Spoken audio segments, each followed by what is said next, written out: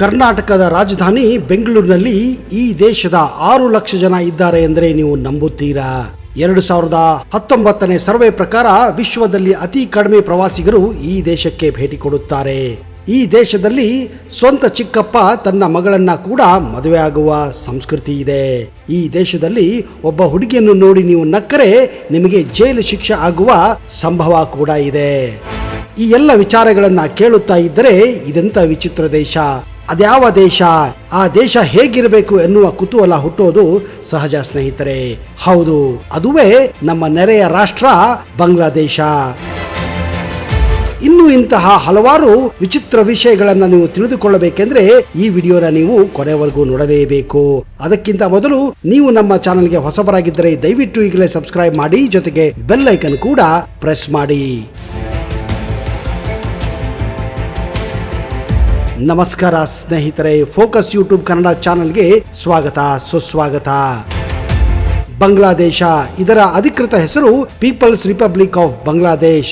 ಇದು ದಕ್ಷಿಣ ಏಷ್ಯಾದಲ್ಲೇ ಜನಸಂಖ್ಯೆಯಲ್ಲಿ ಅತಿ ವೇಗವಾಗಿ ಬೆಳೆಯುತ್ತಿರುವಂತಹ ದೇಶವಾಗಿದೆ. ಇದು ಏಷ್ಯಾದಲ್ಲೇ 5ನೇ ಅತಿ ಹೆಚ್ಚು ಜನಸಂಖ್ಯೆ ಹೊಂದಿರುವ ದೇಶವಾಗಿದೆ. ಬಾಂಗ್ಲಾದೇಶದ ರಾಜಧಾನಿ ಢಾಕಾ. ಇದು ಬಾಂಗ್ಲಾದೇಶದ ಅತಿ ದೊಡ್ಡ ನಗರ ಕೂಡ. ಬಾಂಗ್ಲಾದೇಶದ ಕರೆನ್ಸಿಯನ್ನ ಟಾಕಾ ಎಂದು ಕರೆಯುತ್ತಾರೆ. ಬಾಂಗ್ಲಾದೇಶದ ರಾಜಧಾನಿ ಢಾಕಾದಲ್ಲಿ 2 ಲಕ್ಷಕ್ಕೂ ಹೆಚ್ಚು ತಳ್ಳುವ ರಿಕ್ಷಾ ಗಾಡಿಗಳಿವೆ. ಈ ದೇಶವು ವಿಶ್ವದಲ್ಲೇ ಅತಿ ಹೆಚ್ಚು ಸ್ಲಮ್ಸ್ ಅಂದ್ರೆ ಕೊಳಗೇರಿಗಳನ್ನ ಹೊಂದಿರುವಂತಹ ದೇಶವಾಗಿದೆ. ಹೆಚ್ಚಿನ ಕುಟುಂಬಗಳು ತಮ್ಮ ಊಟವನ್ನ ಇಲ್ಲಿ ಒಂದೇ ತಟ್ಟೆಯಲ್ಲಿ ತಿನ್ನುವ ಅಭ್ಯಾಸವಿದೆ. ಪ್ರತಿ ಚದರ ಮೈಲಿಗೆ ಸುಮಾರು 3,000 ಜನರು ವಾಸವಾಗುತ್ತಾರೆ ಎಂದರೆ ನೀವು ನಂಬುತ್ತೀರಾ? ಇದು ವಿಶ್ವದಲ್ಲಿ ಅತಿ ಹೆಚ್ಚು ಜನಬೆಡ ದೇಶಗಳಲ್ಲಿ ಒಂದಾಗಿದೆ. ಬಾಂಗ್ಲಾದೇಶದಲ್ಲಿ ಒಂದು ವೇಳೆ ನೀವು ಹುಡುಗಿಯನ್ನು ನೋಡಿ ನಕ್ಕರೆ ನಿಮಗೆ ಜೈಲು ಆಗುವ ಸಾಧ್ಯತೆಗಳು ಕೂಡ ಜಾಸ್ತಿ. ಇಲ್ಲಿಯ ಸಂಸ್ಕೃತಿಯಲ್ಲಿ ನಗುವುದು ಸುಸಂಸ್ಕೃತವಲ್ಲವೆಂದು ನಂಬಲಾಗಿದೆ. ಇಲ್ಲಿಯ ಬಜಾರ್ ಬೀಚ್ ಸುಮಾರು 75 ಮೈಲಷ್ಟು ಉದ್ದವಾಗಿದೆ. ಇದು ವಿಶ್ವದ ಅತಿ ಉದ್ದದ ಬೀಚ್ಗಳಲ್ಲಿ ಒಂದಾಗಿದೆ. ಬಾಂಗ್ಲಾದೇಶದಲ್ಲಿ ಬರೋಬ್ಬರಿ 700ಕ್ಕೂ ಹೆಚ್ಚು ನದಿಗಳು ಹರಿಯುತ್ತವೆ.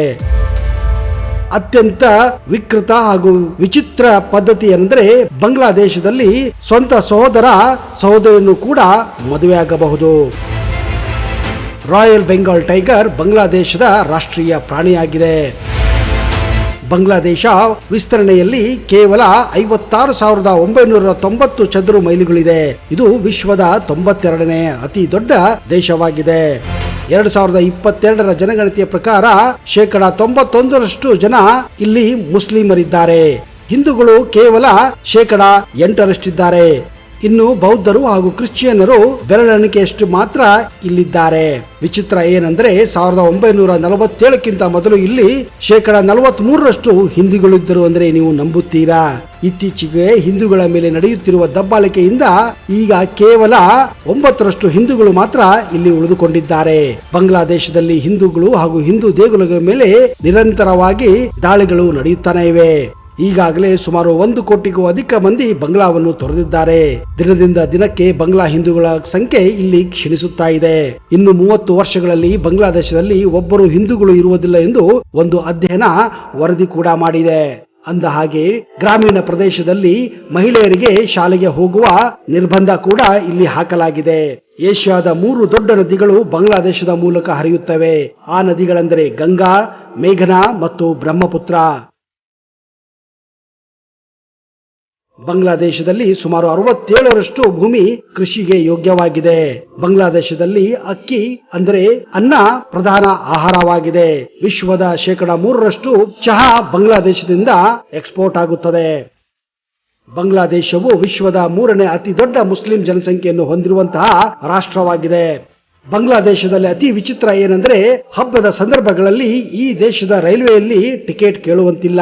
ಇದೇ ಕಾರಣ ಈ ದೇಶದ ಟ್ರೈನುಗಳಲ್ಲಿ ನೀವು ಎಲ್ಲಿ ಬೇಕಾದರೂ ಯಾರು ಬೇಕಾದರೂ ಹತ್ತಬಹುದು.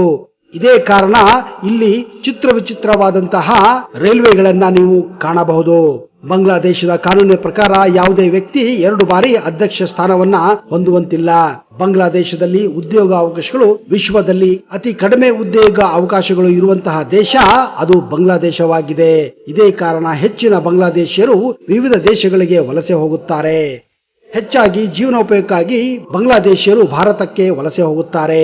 ಸ್ನೇಹಿತರೆ, ಕೇವಲ ಬೆಂಗಳೂರಿನಲ್ಲೇ 4 ಲಕ್ಷ ಅಕ್ರಮ ಬಾಂಗ್ಲಾದೇಶಿ ವಲಸಿಗರಿದ್ದಾರೆ ಎಂದರೆ ನೀವು ಊಹಿಸಲು ಸಾಧ್ಯವೇ? ವಲಸಿಗೆ ಬಂದಂತಹ ಬಾಂಗ್ಲಾದೇಶಿಯರು ಎಷ್ಟಿರಬೇಕೆಂದು ನೀವೇ ಊಹಿಸಿ. ಅಕ್ರಮವಾಗಿ ಬಂದು ಸೇರಿಕೊಂಡು ಅಕ್ರಮವಾಗಿ ಆಧಾರ್ ಕಾರ್ಡ್, ಅಕ್ರಮವಾಗಿ ಇಲೆಕ್ಷನ್ ಕಾರ್ಡ್, ಸವಲತ್ತುಗಳಿಗಾಗಿ ಎಲ್ಲ ರೀತಿಯ ಕಾರ್ಡುಗಳನ್ನು ಇವರು ಪಡೆದುಕೊಂಡಿದ್ದಾರೆ. ದುರಾದೃಷ್ಟ ಅಂದ್ರೆ ಇಂಥವರಿಗೆ ನಮ್ಮ ಸರ್ಕಾರಗಳು ಈ ರೀತಿಯ ಅನುಕೂಲ ಮಾಡಿಕೊಡುತ್ತಿದ್ದೇವೆ ಅಂದ್ರೆ ನಿಜಕ್ಕೂ ಒಂದು ದುರ್ದೈವದಂತಹ ಸ್ಥಿತಿಯಾಗಿದೆ. ಮುಂದಿನ ದಿನಗಳಲ್ಲಿ ಹೆಚ್ಚಾಗಿ ಬಾಂಗ್ಲಾದೇಶಿಯರನ್ನೇ ನೀವು ಭಾರತದಲ್ಲಿ ಕೂಡ ಕಾಣಬಹುದು. ಅಂತಹ ಸಮಯ ಕೂಡ ಬರಬಹುದು.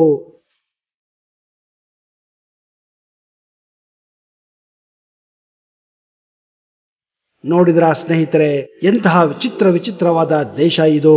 ಈ ದೇಶದ ಇನ್ನಷ್ಟು ಮಾಹಿತಿಯನ್ನ ಮುಂದಿನ ದಿನಗಳಲ್ಲಿ ಮತ್ತಷ್ಟು ತರುತ್ತೇನೆ. ಅಲ್ಲಿಯವರೆಗೆ ಜೈ ಹಿಂದ್, ಜೈ Karnataka. Keep watching focus Kannada.